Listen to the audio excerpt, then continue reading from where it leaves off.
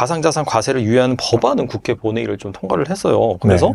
최근 뭐 사실 한국 주식도 별로 안 좋고 국제 정세도 어지럽고 그래서 이런 상황 때문에 이 비트코인으로 자산을 옮기시는 그런 움직임도 좀 나타나고 있나요?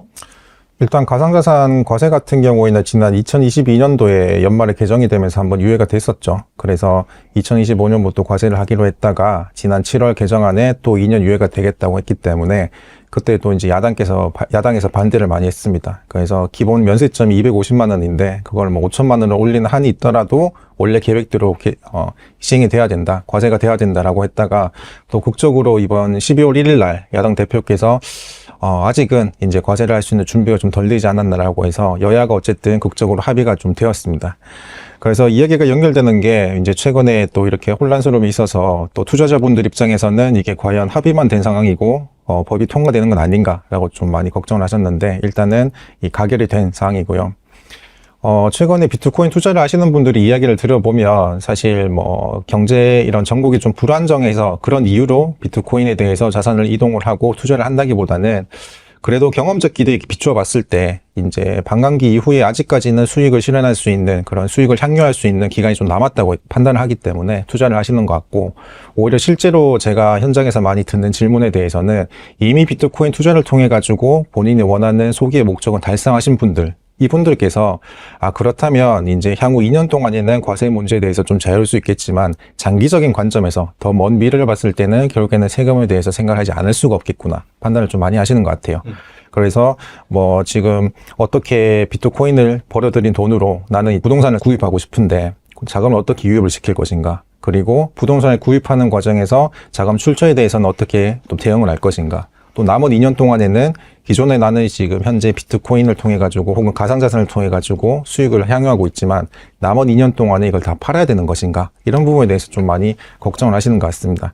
그래서 장기적으로 가상자산이 과세가 된다고 하면 개인적으로는 두 가지가 좀 쟁점이 될 것 같아요. 그래서 우선 과세 당국에서 이 가상자산에서 발생하는 수익에 대해서 실질적으로 과세를 할 수 있는 준비가 되었는가, 국가 입장에서, 그리고 이 투자자 입장에서는 자금 출처에 대한 준비가 되었는가, 크게 두 가지로 보고 있습니다. 그래서 우선 과세 준비가 되었는가에 대해서는 저는 당연히 이번 개정안이 국회가 통과되기 전에 준비가 안 되었다고 이미 판단을 하고 있었습니다. 네네. 실질적으로도 제 채널에서도 그 이유에 대해서 말씀을 좀 드린 바가 있는데, 왜냐하면 어떤 그 수익에 대해서 국가가 세금을 부과하기 위해서는 당연히 이제 세금을 부과할 수 있는 재원을 포착하는 것도 중요한데 과세 형평성이라고 하는 아주 대원칙이 굉장히 또 중요합니다. 예를 들어 가지고 세금을 내는 거는 국가의 의무잖아요. 국민의 의무지 않습니까? 근데 그 의무를 지키기 위해서는 어떤 사람은 세금을 내고 어떤 사람은 세금을 내지 않는다라고 했을 때 과연 그 의무가 잘 작동을 할 것인가? 예를 들어서 이미 국내 투자 거래소를 통한 경우에는 그 거래 내역이 국세청에다 전산이 이전이 되죠. 확인이 됩니다. 그렇다면 나는 한 개인 입장에서 국내 거래소를 투자를 하는 것하고 해외 거래소를 투자를 하는 것에 대해서 차이가 있다고 한다면 당연히 세금이 없는 쪽으로 투자를 많이 하려고 하겠죠. 그래서 결국에는 투자를 한다는 본질은 같지만 그 본질을 이제 현실화시키는 과정에서 형식적인 루트가 다르다고 했을 때 국가가 그거를 포착하지 못하거나 혹은 포착하지 않는다거나 한다면 어쨌든 둘 다 문제가 있기 때문에 이런 과세 형평성이 아직까지는 세금을 정상적으로 과세할 수 있는 어떤 수준으로까지는 좀 미달이 되지 않았나라는 측면에서 아직 준비가 되지 않았다라고 저는 보고요. 지난 그 7월 개정안이 나오고 난 이후에 기재부에서도 이런 이야기가 있었어요.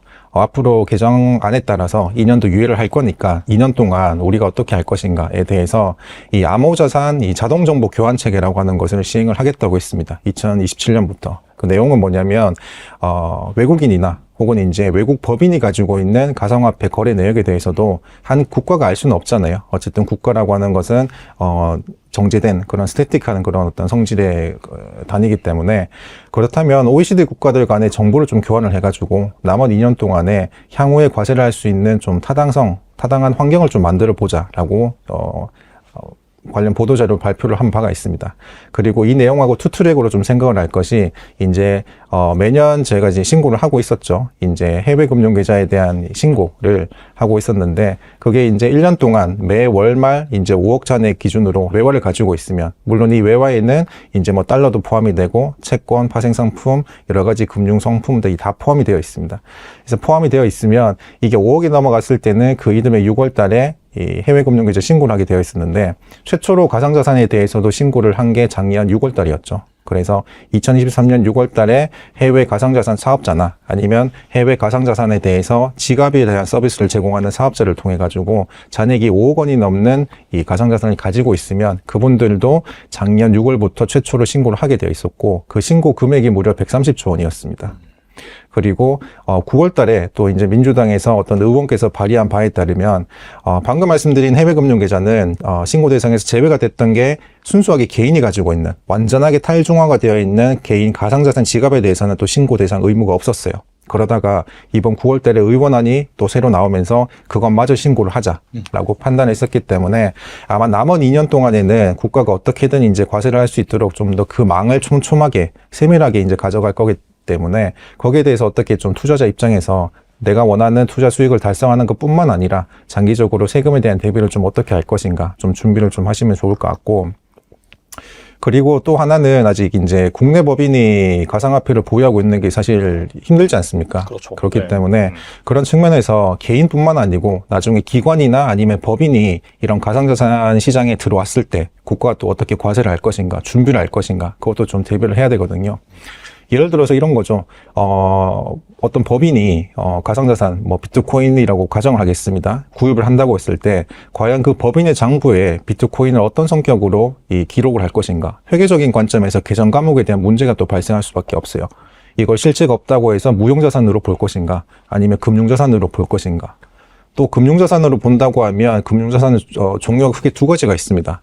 이 금융자산은 가치 강성 변동이 되기 때문에 이 가치 변동분에 대해서 그 회사의 단기 손익으로 보는 금융자산으로 볼 것인가 아니면 자본으로 보는 금융자산으로 볼 것인가에 따라서 사실 이 얘기가 더 세부적으로 들어가면 달라지겠죠. 왜냐하면 투자자 입장에서도 그게 굉장히 중요한 게 뭐냐면 나는 원래 하는 일이 그 법인은 원재료를 싼 값에 사와가지고 가공해가지고 제품을 만들어 파는 어떤 제조업을 한다고 가정을 할게요. 근데 비트코인을 사가지고 어떤 특정 해에 아주 그 비트코인 가격이 많이 올랐기 때문에 내가 원래 제조업에서 발생하는 이득보다 단기 순이익의 90% 이상이 비트코인의 가격 상승분으로 구성이 되었다고 한다면 외부 투자자 입장에서는 과연 그 회사의 주가가 과연 적정할 것인가 PER을 판단을 할 때 또는 비트코인 가격이 한번 또 무너지면은 뭐 70%, 80%까지 또 무너질 가능성이 있기 때문에 그렇게 판단하게 된다면 투자자 입장에서 과연 보호하는 장치는 또 어떻게 마련할 것인가 이런 부분에 대해서도 좀 여러 가지 논의가 돼야 되고 또 이제 사회적으로 합의가 돼야 되는 부분이 많이 남았기 때문에 이런 부분에서 아직까지는 과세될 수 있는 준비가 좀 많이 멀지 않았나, 요원하지 않았나라고 판단을 했던 거고요. 사실 투자자분 입장에서 더 중요하게 말씀을 드리고 싶은 거는 지금 현재 가상자산 유예가 되는 부분이 가상자산을 투자하거나 대여함으로써 발생하는 소득에 대해서 22% 세율을 적용해가지고 거기에 분리과세, 기타 소득으로 분리과세하도록 과세를 하고 있습니다만 물론 이제 소득에 대해서 22% 세율을 적용하는 게 중요하긴 한데 사실 제가 볼 때의 관점하고 실질적으로 국세청에서 관점은 오히려 그거보다는 좀 더 넓은 안목으로 봤을 때 이게 과연 자금 출처에 대한 부분까지 함께 엮어 들어가려고 계획을 많이 할 거예요. 그래서 사람들이 사실 많이 착각을 하고 계시는 게 부동산을 투자하시는 분하고 가상자산을 투자하시는 분의 차이가 바로 이 세금에 대한 인지가 저는 좀 크다고 보고 있습니다. 예를 들어서 내가 부동산을 투자를 한다라고 하면 부동산을 취득했을 때 지금 취득세 중과직 살아있죠. 그리고 부동산을 구입했다고 하면 재산세하고 종부세가 있습니다. 이 보유세는 정권에 따라서 고무줄처럼 많이 늘어납니다. 아시겠지만 그리고 양도했을 때는 당연히 양도세 문제가 있고 물론 이번 정부 들어서 다주택자에 대한 중과가 지금 현재 한시적으로 내년 5월 9일까지 연장이 되고 있습니다만 어디까지나 다주택자에 대한 중과 규정은 여전히 법에서 정해져 있는 것이고 그리고 나중에 이걸 주택을 뭐 증여를 하거나 내가 마지막에 사망을 함으로써 발생하는 증여세와 상속세에 대한 문제까지 이게 생애 주기에 걸쳐 가지고 세금이 있기 때문에 부동산에 대한 장기적인 투자를 하시는 분들은 세금에 대해서 굉장히 민감할 수밖에 없어요. 그리고 어떤 분은 지식이 준전문가 수준으로 굉장히 많이 알고 계십니다. 그렇지만 우리나라 국내 주식, 국장을 하시는 분 혹은 이렇게 가상자산을 하시는 분들은 지금까지 수익에 대해서만 내가 어느 정도 수익을 올릴 것인가에 대해서 집중을 한 생각을 하신 분들이 많으시지 사실 세금에 대해서는 집중을 하시는 분들이 많이 안 계시거든요. 그렇다 보면 실질적으로 제가 뭐 CEO 모임이나 아니면 투자 모임에 가면 항상 여실히 느끼는 것이 이분들에 대해서는 세금을 생각해 보면 바가 없기 때문에 세금에 대한 무서움을 모른다는 게 이 첫 번째고요. 그리고 나중에 이게 가상자산으로 문제가 되는 거는 이제 말씀드린 것처럼 이 증여세 문제, 자금 출처에 대한 문제이기 때문에 극단적으로 예를 한번 들어볼게요. 예를 들어서 내가 코인으로 100억을 벌었다고 가정을 하겠습니다. 100억을 지금 당장 벌었는데 세무서에서는 내가 100억을 벌든 50억을 벌든 그거는 별로 관심이 없어요. 왜냐하면 이 사람은 아직까지는 소득금액 증명원상에 정상적으로 소득을 신고한 사람이 아니기 때문에 지금 당장은 이 사람이 얼마 벌었는지 국세청은 관심이 없습니다. 근데 이 사람이 내가 100억을 벌었으니까 사람 심리라고 하는 게 안전자산에 좀 투자를 하고 싶을 수가 있잖아요. 부동산 투자를 하고 싶을 수가 있기 때문에 부동산을 구입한다고 했을 때 그때부터 이제 소위 말해서 제가 우스갯소리로 말씀을 드립니다만 진실의 방으로 이제 초대가 되는 겁니다. 그래서 투자했을 때 항상 이제 출발점은 이거예요. 어떤 자금부터 시작을 했는가, 투자를 했는가. 예를 들어서 내가 100억을 벌었는데 90억을 가지고 내가 10억을 벌었는지 아니면 내가 1000만 원을 가지고 내가 100억까지 수익을 산정을 했는지에 따라서 출발점이 다르다 보니까 그렇다면 그 사람의 출발점의 시드머니는 과연 어떻게 났을까? 이 부모님으로부터 증여를 받았을까? 아니면 내가 사업을 하고 있다면 그 사업에서 매출 누락이 되었을까라고 하는 수준으로 조사가 할 때 세무조사로 또 파생이 될 수가 있기 때문에 이런 자금 출처에 대해서 항상 이제 국세청이 염두에 두고 장기적인 관점에서 또 과세를 하려고 준비를 할 거기 때문에 남은 2년 기간 동안에는 내가 어떤 목적에 따라서 투자 수익을 올리는 것도 중요하지만 거기에 따라서 나중에 이걸 엑시트할 때 어떤 형태로 내가 자산을 구비할지는 모르겠으나 그 과정에서 발생할 수 있는 세금에 대해서는 미리 한번 좀 준비를 해야 되는 게 굉장히 좀 바람직하다. 그게 절실하다라고 좀 이런 말씀을 좀 드리고 싶습니다. 그리고 현금 인출 1000만 원 자동 보고 때문에 계좌 이체의 경우에도 1000만 원 이상 하면 국세청에 보고가 되는지 헷갈려 하신 분들이 간혹 계시더라고요. 여기에 대해서 설명해 준다면요?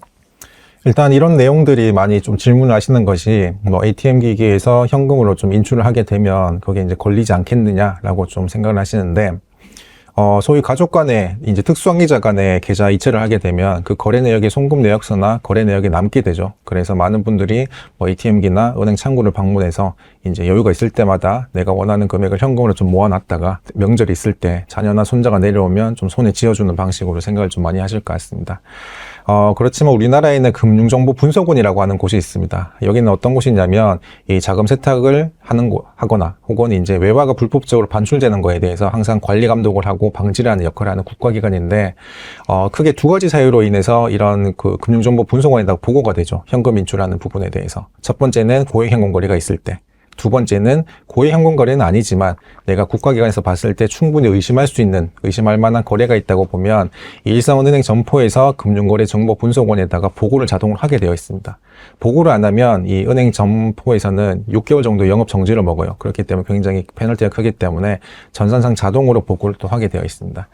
그래서 고액 현금 거래 같은 경우에는 이제 많이들 아시겠지만 이제 동일인이 하루 동안 입출한 금액의 합계가 1000만 원이 넘어가게 되면 자동으로 금융정보분석원에다가 현금 인출이 언제 누구에게 얼만큼 있었다라고 보고가 되고 고액 현금 거래는 아니지만 내가 이 사람의 그동안의 이 현금 인출 시점으로부터 특정 시점 전후로 봤을 때 현금 인출 습관이나 스타일하고 완전히 다른 그런 현금 인출이 있었다라고 한다면 의심 거래로 충분히 보고가 되기 때문에 역시나 국세청에서 관련 이 자료를 이관받아서 과세를 좀 할 수 있게 됩니다. 따라서 현금 인출에 대해서 단순히 현금 인출한 그 시점, 특정 순간에 대해서 그런 행위가 있었다고 해서 증여세가 바로 문제가 되진 않습니다만 대부분은 증여를 하고 난 다음에 그 증여자가 10년 이내 사망을 했을 때 어차피 상속세 같은 경우에는 사망일로부터 과거 10년 이내 금융거래 내역을 모두 다 확인을 하기 때문에 사후적으로 걸릴 가능성이 매우 높다. 그리고 세부담도 사실 더 높을 수밖에 없는 것이 최근에 어떤 경우가 있었냐면 돌아가시기 9년 12개월 전쯤에 이 자녀 이름으로 이 부동산을 아버지께서 구입을 해주신 거예요. 그렇게 되면 부동산 구입 자금에 대해서도 당시에 증여세 신고를 당연히 안 했을 것이고 그리고 무신고가산세가 바로 20% 붙습니다. 그리고 납부지연가산세가 매 연마다 8%가 계속 붙어 나가기 때문에 오히려 나중에 상속세 세무조사에서 이런 내용들이 한꺼번에 걸리게 되면 증여세와 그에 대한 가산세 부분이 훨씬 더 큰 부담으로 다가올 수가 있어서 이런 부분들 때문에 사실 현금 인출할 때 당장은 문제가 되진 않겠지만 장기적인 관점에서 언젠가는 충분히 이 세무조사를 통해 가지고 확인이 될 수 있다는 점은 좀 유의를 하시면 좋겠습니다. 그리고 무턱대고 상속을 받았다가 20년 동안 세금만 낸 경우가 있다라고 하셨는데 이거 어떤 사연인가요? 결론적으로는 대부분 부동산에 대한 비중이 압도적으로 높은 그런 가정입니다. 그래서 사실은 이제 많이들 질문을 하시는 것이 내가 이런 부동산이 비중이 굉장히 높은데, 아직까지 내가 좀 건강하고 상속세를 준비할 수 있는 시간이 남아있는 것 같으니 이걸 좀 미리 현금화해가지고 내가 현금을 좀 남겨주는 게 좋은지, 아니면 부동산이라고 하는 것이 사실 이제 성격이 굉장히 무겁기 때문에 쉽게 내가 원하는 대로 현금화가 또 되지 않을 수가 있습니다. 그래서 나도 굉장히 머리도 아프고 자녀들도 서로 분란이 있을 것 같으니까 부동산으로 그냥 넘겨주는 게 좋은지 이런 부분에 대해서 많이 질문을 하시는데, 저는 항상 이제 가능하시다면 전체자산 포트폴리오 중에 현금 비중을 10% 내지 15%는 항상 마련해 두시라고 말씀을 드리고 있습니다. 왜냐하면 부동산 비중이 높고 부동산에 대한 가치가 높을수록 사실은 이제 이 부동산을 내가 현금화 시키지 않고 장기적으로 끌고 갔을 때 어떻게 가치가 변동이 될지는 미리 물론 알 수는 없습니다. 판단하기는 힘들지만 남은 자녀 입장에서, 가족들 입장에서 불행한 것이 상속세를 납부할 수 있는 재원이 없기 때문에 굉장히 고통스럽고 숨이 막히는 경우가 굉장히 많이 볼 수 있습니다. 그래서 실제로 상속세 업무를 처리를 하다 보면 부동산, 예를 들어서 얼마 전에도 서초동에 있는 부동산 150억짜리를 상속을 받았는데, 아무래도 자녀분들 입장에서는 그럭저럭 근로생활을 하고 계시고 사업을 하시지만 큰 돈을 버시는 부분이 아니다 보니까 부동산을 좀 팔아서 당장 세금을 좀 납부를 해야 될 텐데, 요즘은 내가 부동산을 판다고 해서 그렇게 쉽게 팔리지가 않죠. 그래서 이걸 싼 값에 팔 수 있는 좀 아시는 분이 없냐라고 제가 항상 그런 질문을 많이 받아요. 그래서 저도 이게 사회무사긴 한데 공인중개사 자격증을 따야 되나라고 싶을 정도로 그런 중개에 대한 부분도 굉장히 많이 좀 문의가 있습니다. 그래서 이런 자금에 대한 충분한 재원 마련을 위해서라도 현금을 좀 미리 준비를 하시라라고 말씀을 드리는데, 개인적으로 말씀을 드리면 그러면은 어차피 법에서 세금 납부를 한꺼번에 하는 것도 아니고 매년마다 연보연납을 하도록, 상속세 같은 경우에는 특히 이제 10년 동안 최대 연보연납을 할 수 있기 때문에 그걸 활용하면 되는 게 아닌가라고 많이들 생각을 하시는데, 그 출발점이 제가 말씀드린 불행의 출발점이라고 하는 거예요. 쉽게 말해서 저는 상속 좀비라고 표현을 합니다. 그래서 네네. 예를 들어서 아버님이 돌아가시면서 상속세가 한 10억 정도 내야 되는 상황이다라고 한다면 10년이면 1억씩 내면 되죠. 그래서 내가 착실히 1억씩 냅니다. 그러다가 8년쯤 되는 해에 어머님이 또 돌아가시죠. 그러면 어머님이 돌아가시면서 납부한 상속세가 한 5억이 된다고 했을 때 또 한 10년 정도 나눠서 낸다라고 하면은 20년 동안 내가 세금만 납부를 해야 되는 거예요. 문제는 아버님이 돌아가실 때 내 나이가 환갑인데 어머님 상속세까지 다 정리를 하고 난 다음에 내 나이가 80살입니다. 80살이기 때문에 나의 상속세까지 내 자녀가 부담을 한다고 했을 때는 내 자녀가 또 연분납을 생각을 해야 되고, 그래서 이게 세대를 건너뛰어가지고 단순한 출발점은 내가 좀 더 쉽게 상속세를 좀 여유있게 숨통을 좀 트이면서 납부할 수 있도록 연분납 신청을 했지만, 세대를 건너뛰어가지고 세금에 대해서 생각을 하지 않을 수가 없기 때문에 이런 부분에 대해서 좀 방지를 하기 위해서라도 사전에 좀 미리 현금화 시켜놓고, 물론 그 현금이 내가 납부하고 이제 내가 사망을 하고 납부할 상속세를 모두 다 충족을 할 수 있는 수준의 현금은 아니지만 그래도 30% 내지 최대 50% 정도, 절반 정도라도 바로 현금으로 납부를 하고, 나머지 금액에 대해서 연부연납이나 아니면 경우에 따라서는 상속받은 재산으로 물납을 하는 경우가 필요하다면 사용을 했을 때 이런 방금 말씀드린 아주 장기간 동안 이 세금 납부하는 것에 대한 스트레스는 좀 막을 수 있지 않을까 생각을 하고 있습니다. 유언장을 훼손하는 경우도 있다, 그렇게 들었는데 자필 유언이나 녹음 유언을 안전하게 보관하는 방법이 있을까요? 사실 자필 유언에 대해서는 이제 법리적으로 유언에 대해서는 이제 그 형식 요건을 아주 이제 강하게 좀 규정을 하고 있기 때문에 유언을 하더라도 이제 반드시 들어가야 되는, 유언장에 들어가야 되는 내용이 있어요. 이제 본인의 서명, 그리고 반드시 이제 자필로 작성을 해야 된다는 것, 그리고 이름, 날짜, 유언에 대한 내용인데, 이런 내용에 대해서는 사실 이제 유언에 대한 형식적인 부분을 내가 놓치고 내가 그냥 의도한 대로 평소에 유언장을 작성해서 단순히 보관만 한다고 해서 그게 법적 효력이 발생하는 게 아니기 때문에, 유언장에 대해서는 종류도 굉장히 많고 그 종류를 내가 임의로 선택을 하는 것이 아니고, 또 이런 유언이 불가능할 경우에만 또 다른 유언에 대해서 형식을 적용할 수 있는 부분이라서, 유언에 대해서는 내가 굳이 유언을 미리 남기고 싶다라고 했을 때는 내가 원하는 형태, 그리고 지금 당장 실현 가능하고 법적 효력으로 안정된 유언 형태에 대해서 미리 이제 법률 자문을 구하시고 유언을 남기시는 것이 좋을 것 같습니다. 세제 개편안이 나왔던 7월 이후로 꽤 시간이 지나서 좀 잊어버리신 분들도 계실 것 같은데, 가장 주의해야 할 몇 가지만 찝어준다면요? 가장 중요할 것은 사실 이제 세 가지인 거죠. 이 첫 번째는 이제 말씀드렸다시피 상속세 및 증여세에 대한 부분, 아직까지 이제 개정안에 나온 대로 사실상 많은 분들께서 그동안 개정안이 그대로 통과가 된다고 했을 때 세부담이 많이 줄어들 것으로 예상을 했습니다. 실질적으로 지난 세법 개정안이 나오고 난 이후에 제가 실제로 통계 자료를 보니까 2013년도에 실제로 사망한 사망자 수가 대략 18,000명 정도 되더라고요. 그래서 실제로 상속세를 신고 납부한 사람의 숫자가 18,000명인데 그 중에 대략 절반 정도는 지난 7월 세법 개정에 통과가 되었을 때 상속세 부담에서 자유로워지는 그런 결과가 좀 확인을 할 수가 있었습니다. 그렇지만 지금 상속세 및 증여세가 최근에 이제 부결이 되면서 앞으로 남은 기간 동안에서는 또 언젠가는 또 상속세 및 증여세가 이 세부담이 줄어드는 방향으로 개정이 되겠지만 남은 기간 동안에 대해서 어떻게 지금 상속세를 좀 대비를 하고 그 과정에서 증여를 어떻게 효과적으로 현재 고민을 할 것인가에 대해서는 많은 분들께서 좀 현실적으로 현실적인 감각으로 좀 많이 공부를 좀 하시고 준비를 좀 하셨으면 좋을 것 같고, 그리고 금투세가 실질적으로 폐지가 되었고 가상자산에 대한 과세가 유예가 되었습니다. 그래서 가상자산에 대한 과세 유예는 말 그대로 유예이기 때문에 남은 2년 동안에 대해서 내가 어떻게 장기적인 관점으로 세금 부담 없이 좀 미리 준비를 할 것인가, 그래서 투자적인 부분뿐만 아니고 세금에 대한 부분을 내가 어떻게 좀 해명할 수 있는 자료를 미리 만들어 놓을 것인가에 대해서 그동안 거래 내역도 굉장히 많으실 거예요. 투자가 많으신다고 한다면. 물론 이제 그런 거래 내역이 거래소에 다 보관이 되어 있죠. 몇 월 며칠자로 얼마에 내가 투자를 했고 보유 수량은 몇 개다라고 되어 있겠지만 그 내용을 본인만이 알 수 있는